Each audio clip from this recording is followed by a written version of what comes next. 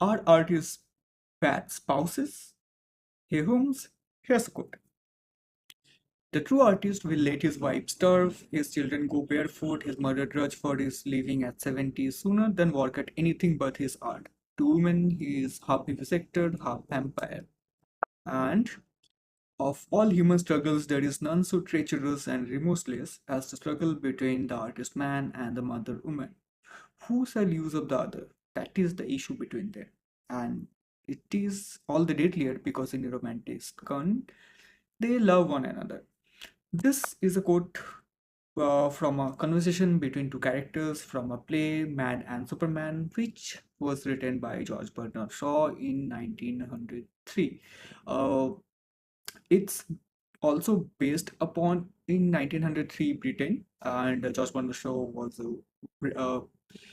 Irish British writer and a Nobel laureate and one of my favorite authors.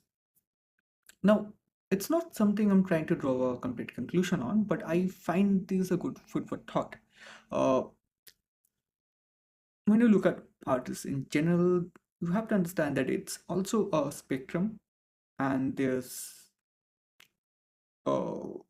there's artists who made very there are very popular artists who made very good art but were terrible spouses, and there are also artists who are good spouses, and artists have a bad reputation of not being very practical.